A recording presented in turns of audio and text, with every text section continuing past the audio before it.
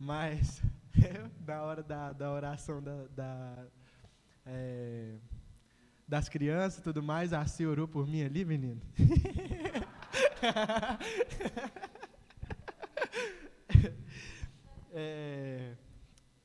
Amém, gente. Eu queria começar lendo um versículo que está em Mateus 7, no versículo 22. Mas, sem brincadeira, eu ainda sinto um pouco de temor de estar falando sobre esse assunto, porque é um assunto muito importante para as nossas vidas e tudo que a gente vai fazer no nosso cotidiano. Eu vejo assim hoje. Antes eu via um pouco diferente. Diz assim: no dia do juízo, muitos me dirão: Senhor, Senhor, nós profetizamos em teu nome, não profetizamos em teu nome, não expulsamos demônios em teu nome e não realizamos muitos milagres em teu nome? Eu, porém, responderei: nunca os conheci, afastem-se de mim, vocês que desobedecem à lei. E ainda em Lucas 7, 29, eu vou ler rapidinho aqui, fala assim: todos que ouviram as palavras de Jesus, até mesmo os cobradores de impostos, concordaram que o caminho de Deus era justo, pois tinham sido batizados por João. Os fariseus e mestres da lei, no entanto, rejeitaram o propósito de Deus para eles, pois recusaram o batismo de João. Quero fazer uma oração rapidinho. Deus, muito obrigado, Pai, porque o Senhor nos chamou aqui nessa noite. Muito obrigado, Pai, porque a sua palavra fala conosco até hoje. Muito obrigado, Deus, porque o Senhor realmente deixou, Pai, clareza na sua palavra, Deus, e não confusão. Muito obrigado, Pai, porque realmente hoje nós podemos estar aqui, ó Deus, e aprender cada dia mais do Senhor, Pai.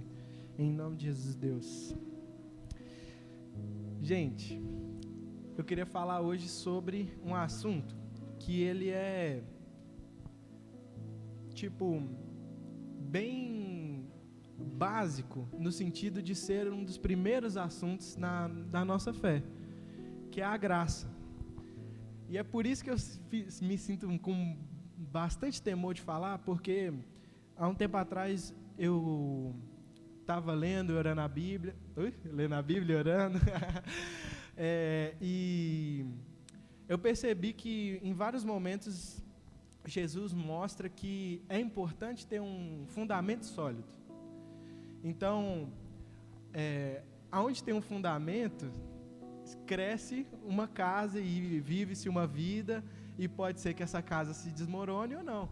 E eu vejo que a graça é um desses assuntos que é um fundamento que, se a gente constrói ele errado, se a gente constrói ele de uma forma diferente do que a Bíblia fala para a gente pode estar abrindo um caminho de peso na nossa vida, sabe?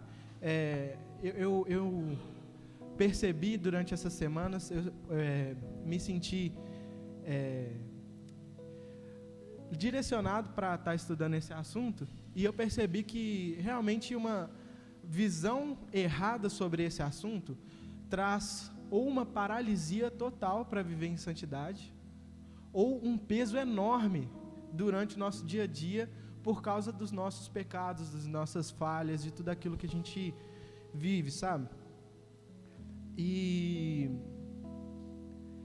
esse assunto, ele é muito extenso, ele é bem grande, e eu queria mesmo pegar uma parte que é mais do cotidiano, é mais daquilo do dia a dia mesmo, é uma coisa que a gente tem que praticar todos os dias.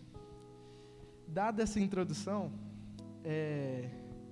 queria saber, quantos de nós aqui sabemos que nós somos salvos pela graça, por meio da fé, e isso não vem de nós, é uma dádiva de Deus, não é uma recompensa pela prática das boas obras, para que ninguém venha se orgulhar. Quantos de nós sabemos isso?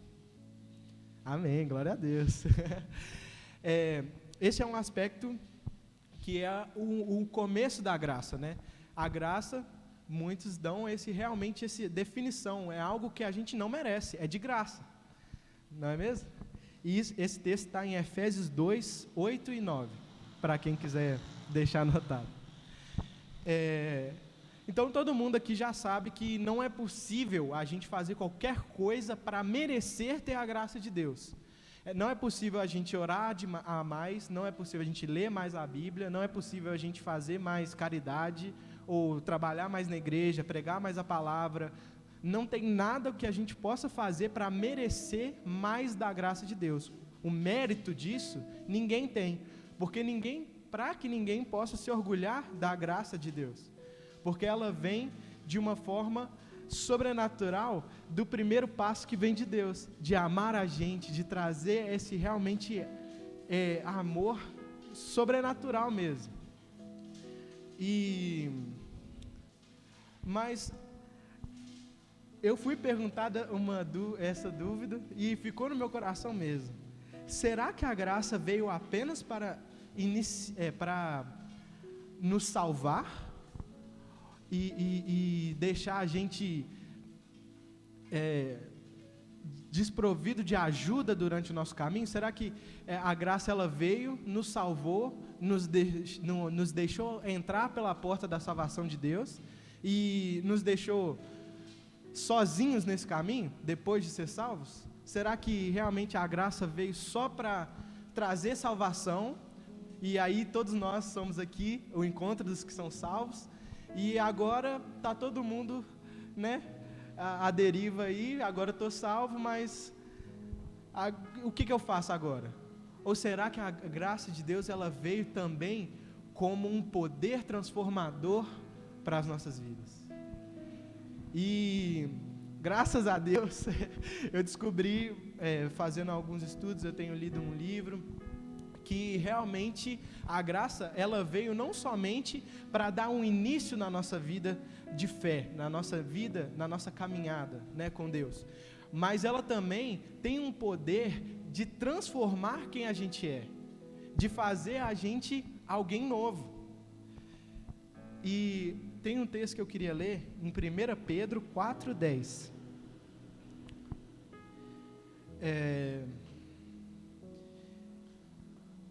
Já está aqui, pessoal. Deus concedeu um dom a cada um, e vocês devem usá-lo para servir uns aos outros, fazendo bom uso da múltipla e variada graça divina. Esse texto, ele mostra um aspecto muito interessante da graça, que ela é múltipla e variada. Em outras versões ela vai falar multiforme, que tem muitas formas. É uma graça que opera de várias maneiras. E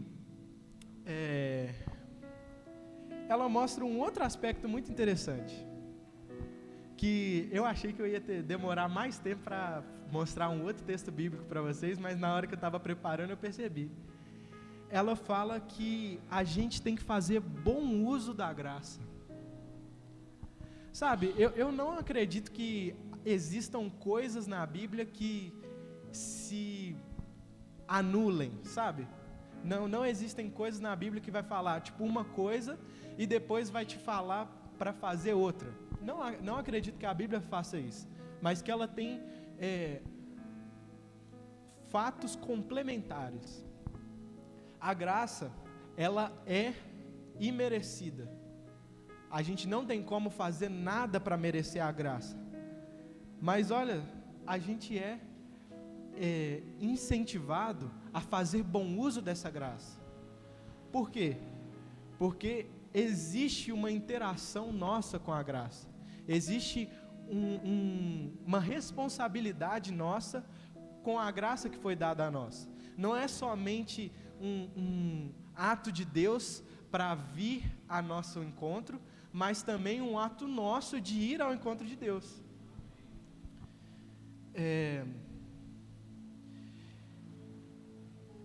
E olhando para mim mesmo, eu vi que muitas vezes eu não venci ou eu não avancei em certos pontos na minha vida por não ter uma interação correta com a graça. Sabe, às vezes eu me vi enfrentando um pecado ou uma situação que eu queria agir diferente, eu queria com todas as minhas forças agir diferente, mas eu não conseguia no final das contas. Eu começava bem, eu poderia ficar ali bem uma semana, 2, um mês, às vezes metade de um ano eu conseguia ir bem. Mas eventualmente eu me via tropeçando e eu comecei a falar, cara, será o que está acontecendo? Será que realmente a vida com Deus é levantar, cair, levantar, cair, levantar, cair? Ou será que tem algo mais? E, claro, eu não estou dispensando a ideia de que quando a gente cai, a graça é poderosa para nos perdoar e nos fazer caminhar ainda mais. Mas a Bíblia às vezes deixa claro em vários textos que tem um caminho para diminuir essas quedas para o mínimo. A gente sempre vai ser imperfeito. Nós temos uma falha na nossa natureza. Mas quando Jesus veio e morreu na cruz por nós, Ele abriu um caminho que a gente pode passar e diminuir as nossas falhas, diminuir as nossas fraquezas, não porque as nossas fraquezas diminuíram, mas porque aumentou o poder de Deus na nossa vida.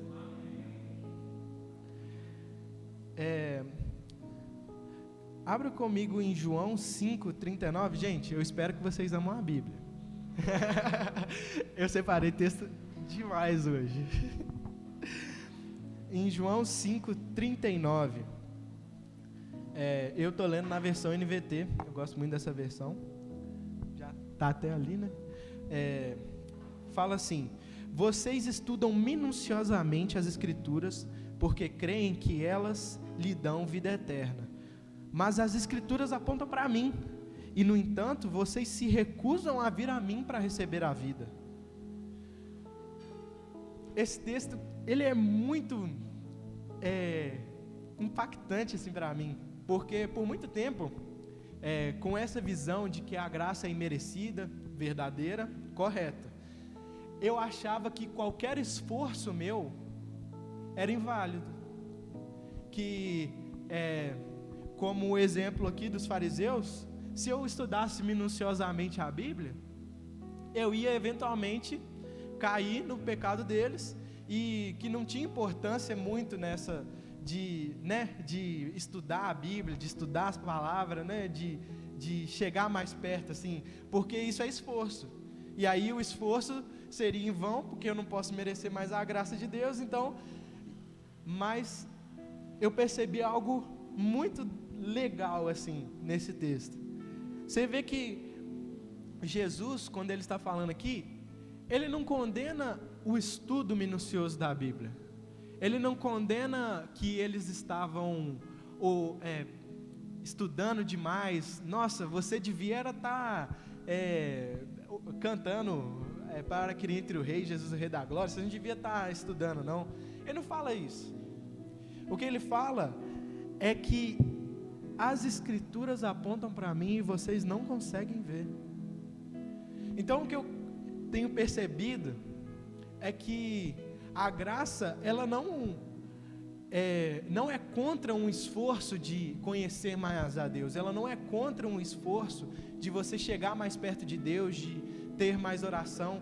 Isso a gente não faz para merecer essa graça, mas a gente faz porque o que Jesus falou, porque as Escrituras apontam para mim.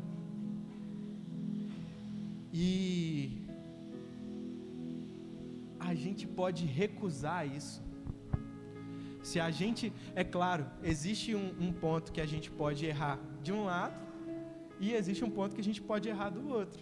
Existe o ponto de estudar tão minuciosamente a Bíblia, mas ter os nossos pensamentos tão cauterizados, vamos falar assim.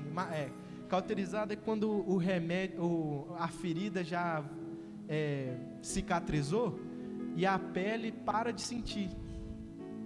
Então a gente tem um pensamento que impede a gente de sentir, de ver o que Deus está falando com a gente, e a gente toma uma direção oposta ao que Deus está dando para a gente. Mas existe um lugar de crescimento saudável, um lugar onde a gente vai ler a palavra e a nossa mente vai estar disposta a aprender o que ela está dizendo, disposta a ver o que ela realmente fala, que é apontar para Cristo, que é apontar para a obra de Deus que ninguém merece, que ninguém fez nada para merecer. Mas quando a gente vai e estuda, a gente, da mesma forma que eles recusavam porque eles estudavam e fechavam a mente, a gente pode estudar e aceitar essa verdade, e aceitar aquilo e correr para quem pode nos ajudar. E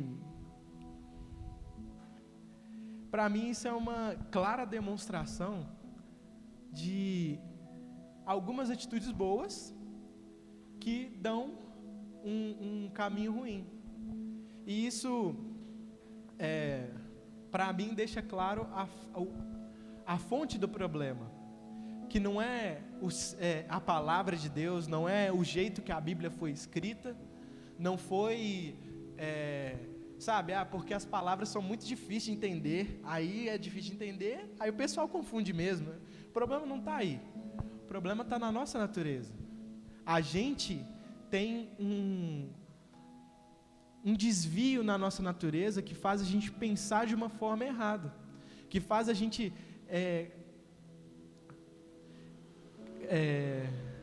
esqueci a palavra faz a gente contaminar uma coisa pura, uma coisa que é verdadeira, que foi criada perfeita, que é a palavra de Deus, e a gente que conseguiu contaminar isso, infelizmente. Eu queria ler alguns textos para realmente enfatizar que é realmente a palavra que fala isso. É a palavra que fala que nós temos um problema em nós, sabe? Em Romanos 3, 23, vai falar que, pois todos pecaram e não alcançaram o padrão da glória de Deus. Em Efésios 2, 1 ao 3, vai dizer que vocês estavam mortos por causa de sua desobediência e de seus muitos pecados, nos quais costumavam viver como o resto do mundo, obedecendo ao comandante dos poderes do mundo invisível. Ele é o Espírito que opera no coração dos que se recusam a obedecer. Todos nós vivíamos desse modo, seguindo os desejos ardentes e as inclinações de nossa natureza humana. Éramos, por natureza, merecedores da ira como os demais.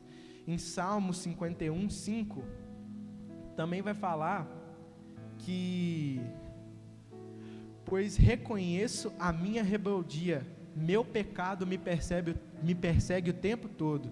Em Isaías 53, 6, vai falar que todos nós nos desviamos como ovelhas, deixamos os caminhos de Deus para seguir os nossos caminhos, e no entanto, o Senhor fez cair sobre ele os pecados de todos. E finalmente em 1 João 1, 8, vai falar que se afirmarmos que não temos pecado, enganamos a nós mesmos e não vivemos a verdade. Eu gosto muito de ler na Bíblia as coisas, porque dessa forma a gente não é enganado.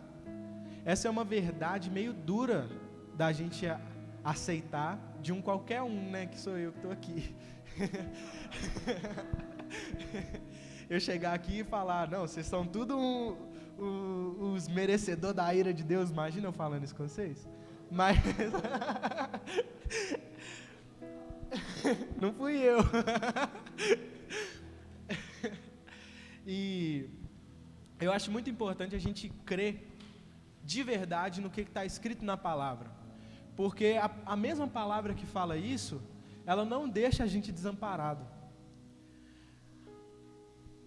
Mas antes de falar sobre o outro aspecto, eu queria deixar claro que as nossas tentativas de melhorar nós mesmos, elas vão resultar na mesma coisa. Eu não consegui muitas coisas que eu queria melhorar em mim mesmo. Outras coisas eu até posso ter conseguido. Mas a verdade é que não importa o tanto que a gente se melhore, não importa o tanto que você force a sua carne, o seu corpo a acordar às 5 horas da manhã, não sei, agradecer toda manhã com um salmo, né? Tipo assim, não importa o tanto que você se esforce ou até consiga, por exemplo, ser um pouco mais longânimo, não importa esses esforços, porque a nossa natureza é merecedora da ira de Deus. É o que está dentro de nós, o que a gente nasceu com, infelizmente. Todos os nossos esforços, por mais que a gente ache que é o mais puro possível, já está contaminado. É pesado de pensar isso. Eu acho muito pesado de falar isso aqui. Mas eu acharia um pouco mais pesado se não fosse o que a própria Bíblia fala daqui a pouco. Porque em Jesus, agora vamos em outra viagem aqui na palavra, João 3,16. Porque Deus amou tanto o mundo que deu seu Filho único, para que todo aquele que nele crer não pereça, mas tenha a vida eterna. Em Romanos 5,8 vai falar uma outra forma. Mas Deus nos prova seu grande amor ao enviar Cristo para morrer por nós, quando ainda éramos pecadores. Em 1 João 4, 9 e 10 vai falar que Deus mostrou o quanto nos amou ao enviar seu único Filho ao mundo, para que por meio dele tenhamos vida. É nisto que consiste o amor, não em que tenhamos amado a Deus, mas em que ele nos amou e enviou seu Filho como sacrifício para o perdão de nossos pecados. Ainda em 1 João 4, no 16, vai falar: sabemos quanto Deus nos ama e confiamos em seu amor. Deus é amor, e quem permanece no amor, permanece em Deus e Deus nele. E, por último, em Efésios 2, 4 e 5, vai falar: mas Deus é tão rico em misericórdia e nos amou tanto, que embora estivéssemos mortos por causa de nossos pecados, Ele deu vida juntamente com Cristo. É pela graça que vocês são salvos. Glória a Deus, gente. Glória a Deus mesmo.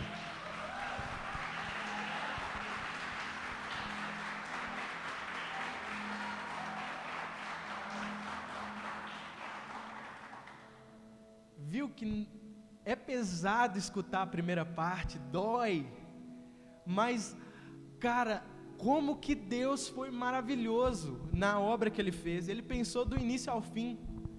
Eu estou lendo um livro, eu recomendo, do Luciano Subirá, chama Graça Transformadora. Ele tem 400 páginas, mas assim, vale a pena, gente. E nesse livro ele vai mostrando como que Deus preparou tudo, desde antes de Adão pecar, cara. Desde antes de Adão pecar, Deus já estava mostrando a graça. E quando eu estava até conversando com o Tidenilson outro dia, e ele me mostrando que quando Deus criou Adão e Eva, quando estava criando, já tinha referência a Cristo, que o descendente de Eva pisaria na cabeça da serpente e esmagaria a cabeça da serpente. Olha que doideira! Desde sempre, desde antes do tempo, Deus já tinha um plano completamente escrito para que a gente não continuasse preso no pecado.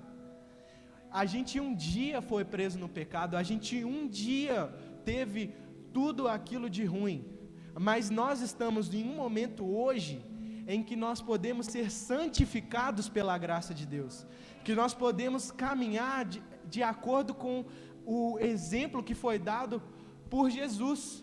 Nós podemos andar de acordo com o exemplo que foi dado por Jesus.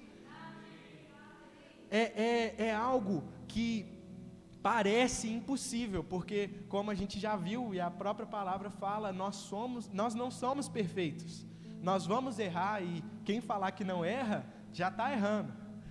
Porém, em Cristo, nós fomos salvos de tal forma que foi aberto um caminho para a gente andar de acordo com os passos que Ele deu aqui na terra. Então,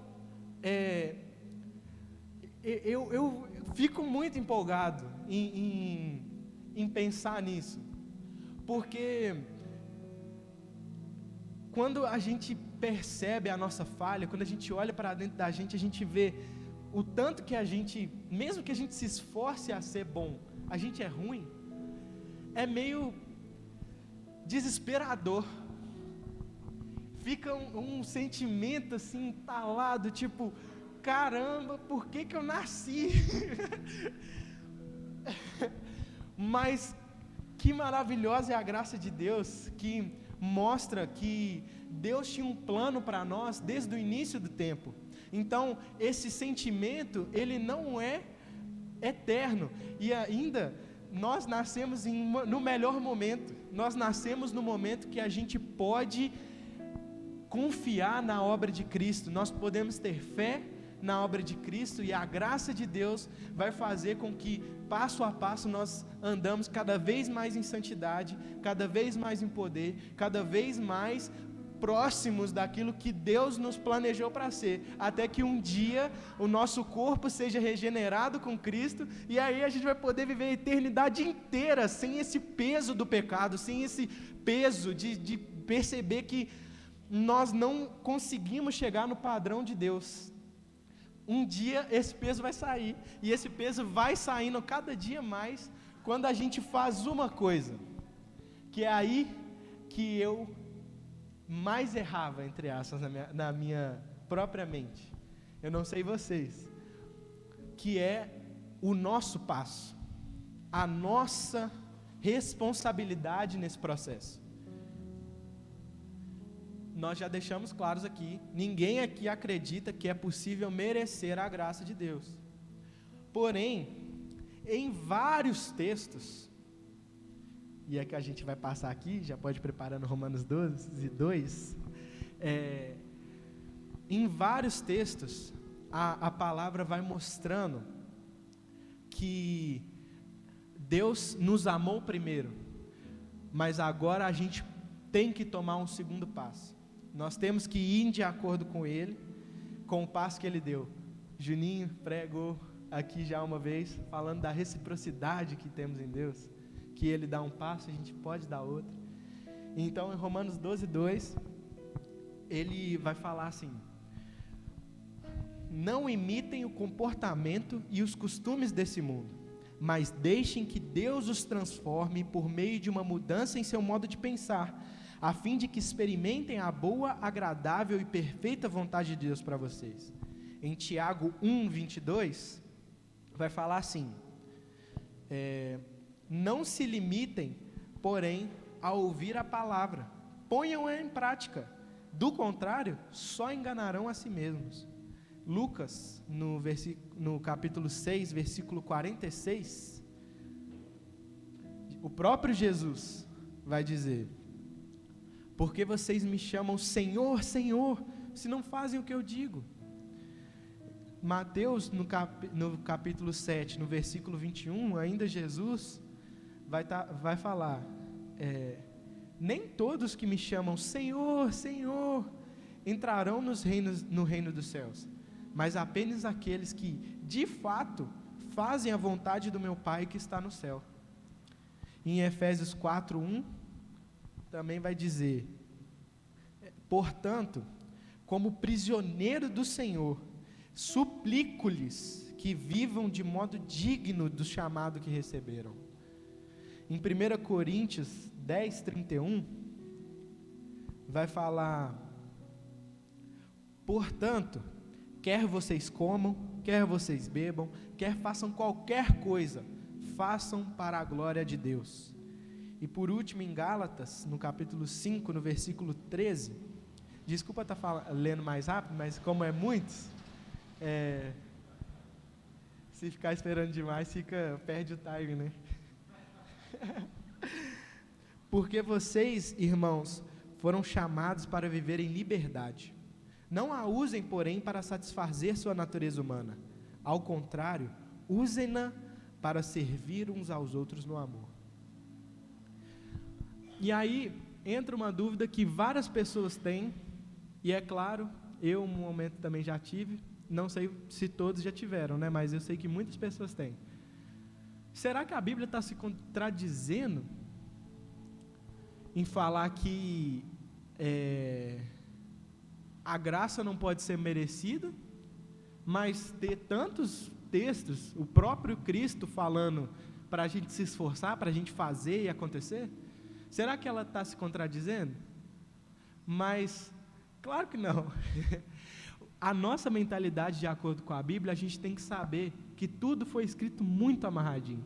Deus planejou cada palavra que estava escrita aqui. Então, se foram escritas coisas que parecem que estão se contradizendo, muitas vezes elas vão ser complementares.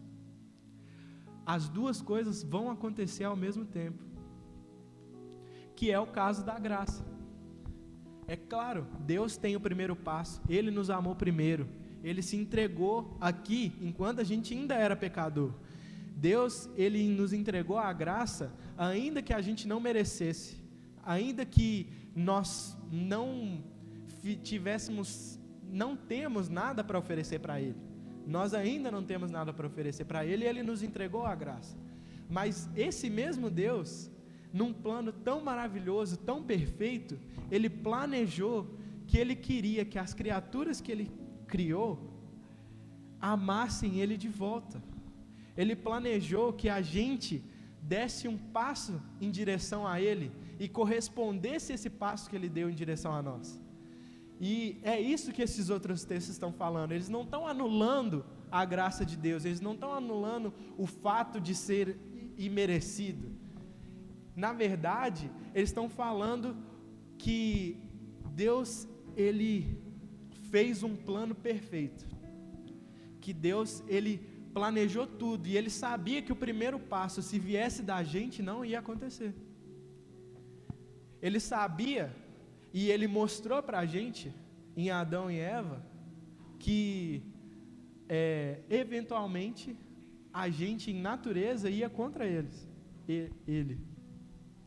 E ali em Adão e Eva, Ele fez essa demonstração para todos nós, para a gente ter certeza de que realmente, se a gente tivesse o peso do primeiro passo, talvez até hoje a gente não estaria mais próximos de Deus.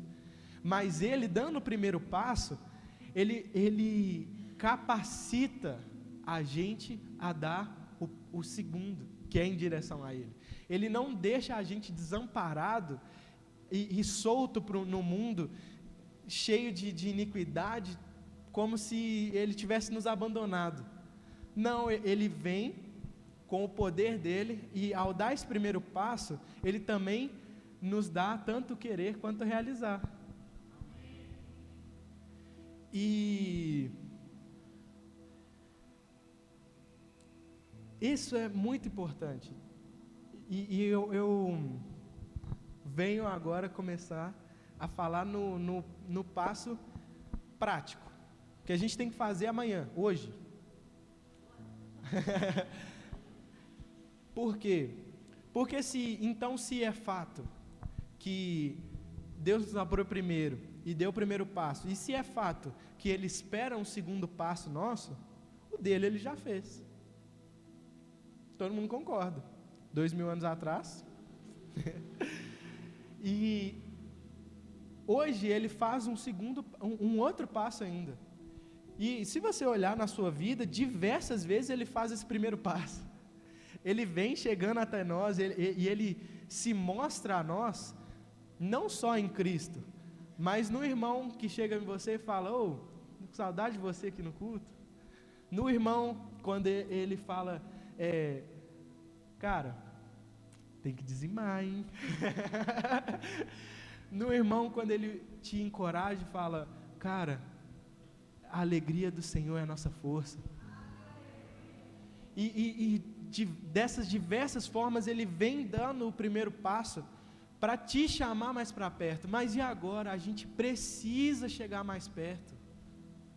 A gente precisa corresponder ao passo que já foi dado, porque isso é benefício nosso, isso é para a gente ser feliz, e não só nós, mas o irmão que está do seu lado, e cada passo que a gente dá mais perto de Deus, mais a obra se completa, e menos a gente se sente dependente daquilo que travava a gente antes. Porque às vezes a gente olha assim para o pecado que, né, a gente apelida de estimação, e a gente pensa, eu não consigo viver sem, eu sou irado, então eu reclamo mesmo, eu falo do jeito que eu quiser mesmo, porque eu sou assim. E o que Deus tem para nós, graças a Deus, é que cada passo que a gente dá mais perto dele, ele mostra que a gente não é dependente desses aspectos, que a gente consegue viver uma vida sem isso, e que isso, na verdade, era só um peso. E a cada passo que a gente vai dando, a gente vai percebendo que, cara, aquele pecado que eu cometi, que eu achava que eu não conseguia viver sem, de tão bom que era fazer, que eu amava reclamar, era bom demais sentar com meus colegas de trabalho e ficar reclamando do chefe. Nossa, que bom que eu sentia. Mas eu comecei a chegar mais perto de Cristo e parou de fazer sentido. Eu comecei a chegar mais perto de Deus e, na verdade, eu comecei a gostar de agradecer. Eu comecei a gostar de bendizer o meu chefe, de bendizer minha esposa, de bendizer meus amigos. Eu comecei a gostar de... E agora a gente se vê uma nova criatura, que é o que Deus preparou para a gente. Deus não preparou a obra de Cristo para que a gente se tornasse uma nova criatura pelo nosso esforço, mas a gente vai se tornar uma nova criatura cada passo que a gente vai chegando mais perto de Deus.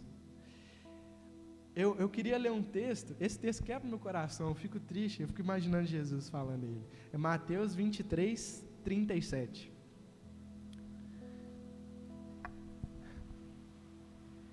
Imagina Jesus falando isso. Eu fico imaginando ele falando tipo: Jerusalém, Jerusalém, cidade que mata profetas e apedreja os mensageiros de Deus, quantas vezes eu quis ajuntar seus filhos como uma galinha que protege os pintinhos sobre as asas, mas você não deixou. A gente não deixou. Sabe, existe no coração de Deus um amor que a gente nunca vai conseguir ter a total dimensão de qual que é. E muitas vezes eu já pensei, às vezes, quando Deus falava para eu largar um pecadinho que eu queria muito fazer, eu ficava pensando: não, Deus, você não me ama não, que é tão gostoso, eu quero fazer. Mas é o contrário. Deus te ama tanto que tudo que Ele queria é te chegar mais perto, é te abraçar, é te ter mais junto com Ele. Tudo que Ele queria era isso. E Ele deu o poder para a gente escolher deixar ou não. Não deixe o Senhor de braços abertos. Vai para a frente dEle. Corresponde ao amor dEle. Volta. Porque de tudo, por mais que pareça que é muito difícil, por mais que pareça que vai doer demais, o que Deus quer para nós é bênção. Tem um texto que não sai da minha cabeça nunca mais, que é: todas as coisas cooperam para o bem daqueles que amam a Deus. Isso significa que todas as coisas vão ser do jeito que eu imagino que elas vão ser? Não. Mas isso quer dizer com certeza que a situação mais escura, que os momentos de maior dor, que aqueles momentos que você fala: nossa, não tem esperança, acabou, estou no fundo do poço, isso vai se tornar como bem. E o último texto que eu queria ler com vocês hoje está em Hebreus, no capítulo 4. Eu vou ler do 10 ao 16. E ele fala assim: porque todos que entraram no descanso de Deus, descansam de seu trabalho, como Deus o fez após a criação do mundo. Portanto, esforcemo-nos para entrar nesse descanso. Mas se desobedecermos, como no exemplo citado, cairemos.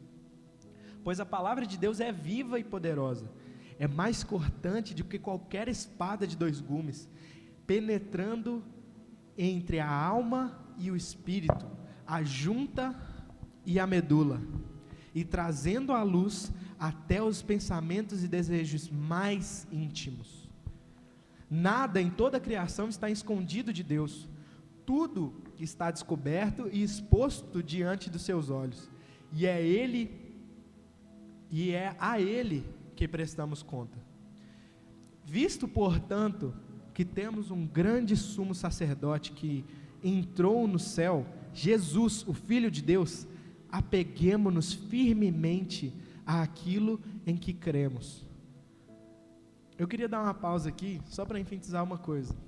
Esse texto, quando a gente era criança, tinha uma música, né? Não dá para brincar de esconde-esconde com Deus, não dá para viver longe do seu amor. E dava medo, cara, porque a gente pensa que Deus é muito cruel. A gente pensa que quando Ele fala que não tem nada descoberto, a gente pensa que Ele está olhando assim, falando, aquele circunciso ali, pecando, eu vejo. Mas agora, com esse olhar, tenta esquecer esse pensamento que Deus é um carrasco. E agora vamos ler a partir do 15.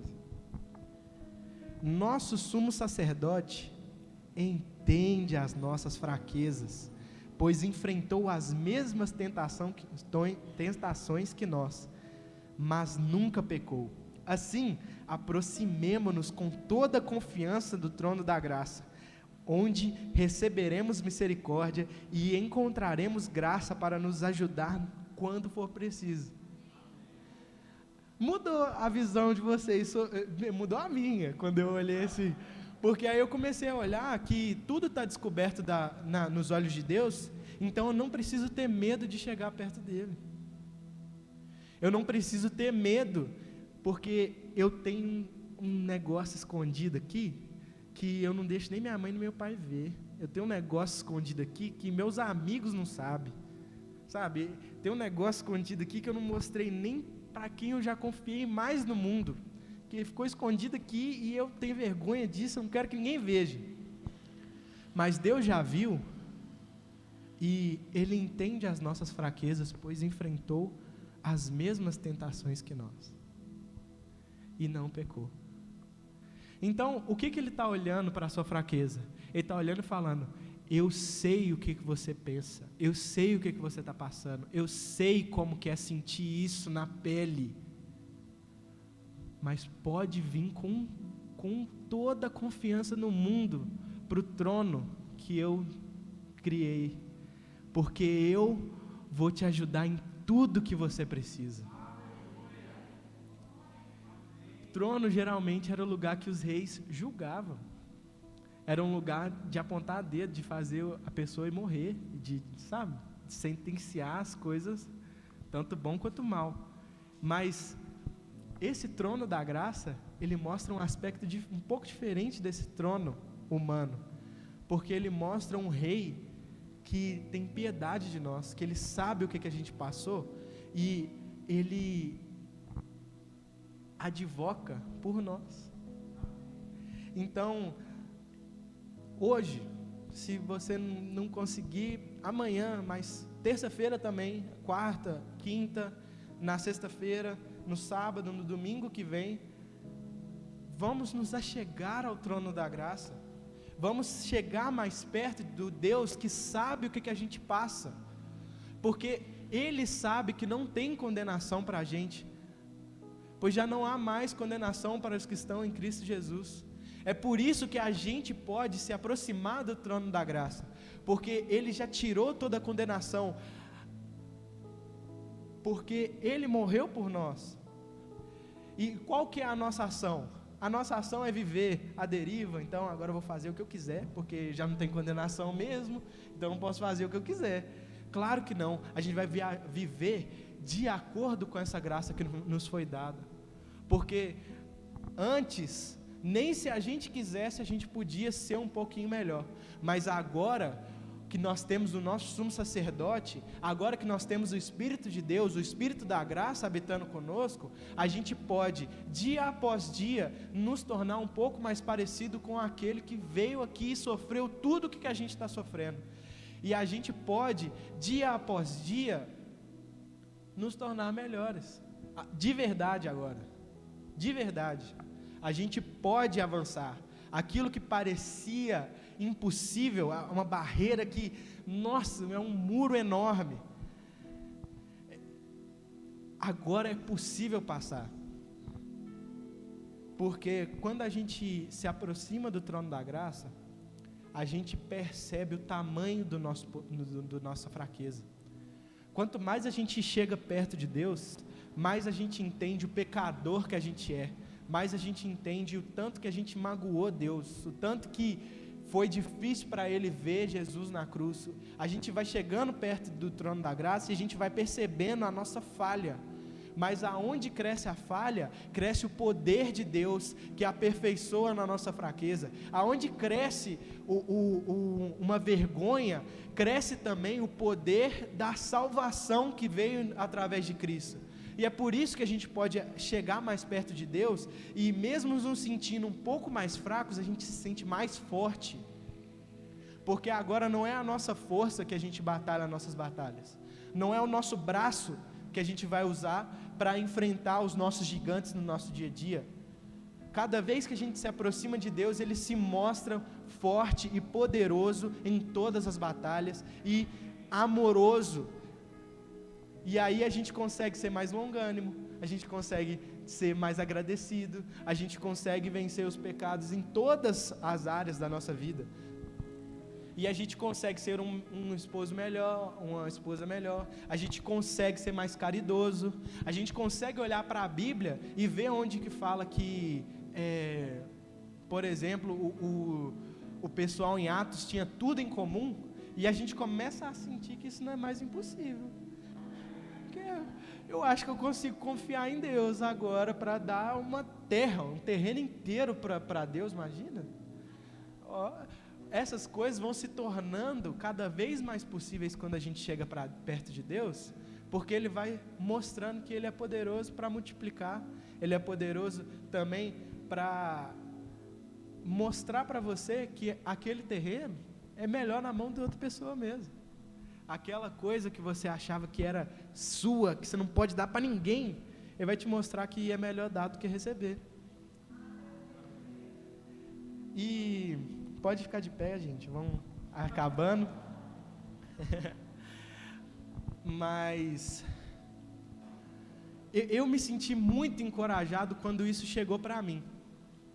Quando eu comecei a estudar e enxergar isso. Eu espero que na minha empolgação eu tenha sido claro no que eu queria passar. Mas não vamos deixar isso para depois. Não vamos, abrir mão desse poder, dessa graça que já está disponível para a gente. Vamos fazer um voto com nós mesmos. Isso aqui não é para mim. Não é para fazer um teatro, não é para fazer, algo como, não, vou mostrar ali para o pessoal, só você, dentro, você no seu coração, você sabe a dor que você passa, você sabe aquilo que você queria enfrentar, que você se sente incapaz de enfrentar, você sabe o momento em que você queria muito se segurar, mas se acabou indo demais e caiu. Você sabe esses momentos. E eu não sei, mas aquele que vê todas as coisas, ele sabe, e ele não sabe isso com um olhar de julgamento, de mão pesada, de querer te esmagar. Pelo contrário, hoje ele quer que você dê um passo mais perto dele, para que ele te perdoe, para que ele te faça crescer, sabe? Para que ele restaure a sua família, para que ele restaure sua casa, para que ele restaure o seu amor, sabe? Então, quero pedir para todo mundo ficar de olho fechado, que agora coloque diante do Senhor as suas lutas, as suas dificuldades, coloque diante dele, e agora não com uma mentalidade de vergonha, não com uma mentalidade de medo do que Deus vai fazer depois de descobrir o seu pecado. Ele já sabe, ele já sabia, mas agora olha para ele, olha nos olhos de misericórdia dele, olha para a graça que não sou eu que estou inventando. Nós passamos aqui e a própria palavra dele que nos fala isso.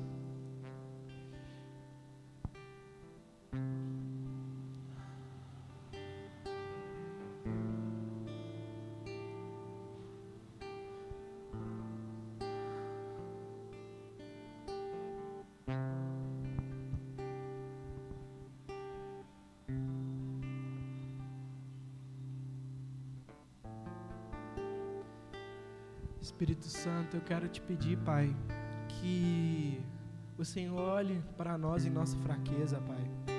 Que o Senhor, Deus, realmente demonstre a sua graça, Pai, demonstre a sua misericórdia. Deus, nós não queremos, ó Pai, fingir algo, nós não queremos chegar como um teatro na sua presença, mas, Deus, que o Senhor olhe, Deus, na nossa sinceridade. Deus, eu não consigo fazer diferente, eu não consigo alcançar esse patamar que eu queria alcançar no Senhor, mas, Pai, eu creio que a sua graça vai abundar aonde abundava o pecado. Eu creio que realmente o seu amor é maior do que qualquer cadeia, do que qualquer prisão que eu me sinta preso. Então, Deus, por favor, Pai, eu admito a minha fraqueza, eu admito a minha incapacidade diante dessas coisas, e eu admito agora também, Pai, que eu dependo do Senhor. Em nome de Jesus, Pai, que a minha alma agora esteja completamente sincera diante do Senhor, Pai, para que o Senhor derrame a sua graça e que eu possa crescer nessa graça, não me esquecendo em dia nenhum que é pelo Senhor que eu vivo e é para o Senhor que eu vivo. Deus, em nome de Jesus, eu quero abençoar, ó Pai, a vida dos meus irmãos. Deus, em nome de Jesus, ó Pai, que durante o dia a dia deles, ó Pai, durante a semana, durante a segunda até a sexta, durante o trabalho, durante o tempo de intimidade com os amigos, com os irmãos, Deus, que realmente, ó Pai, o Senhor esteja protegendo o coração deles, ó Pai, para que eles possam, Deus, reconhecer no Senhor, ó Pai, a grandeza e o poder que o Senhor tem. Deus, que assim como Paulo, nós podemos perceber nas cartas que ele faz, que cada carta que ele escreve, ele se apresenta um pouco menor do que os apóstolos, depois que os irmãos e depois que toda a humanidade, que a gente tem esse mesmo espírito, Pai, de nos aproximar do Senhor e crescer em humildade, crescer em deixar o Senhor crescer. Em nome de Jesus, ó Pai, eu quero realmente abençoar, ó Deus, para que isso não venha em vão, Pai, que essa semente ela possa cair em terra frutífera, Pai, para que Deus realmente possa produzir frutos na vida diária de cada um, que possa produzir, ó Pai, um fundamento, ó Deus, uma base para que se viva uma vida que suporta as provações, que suporta o dia mau, as tempestades, que suporta tudo isso, em nome de Jesus, Pai. Amém.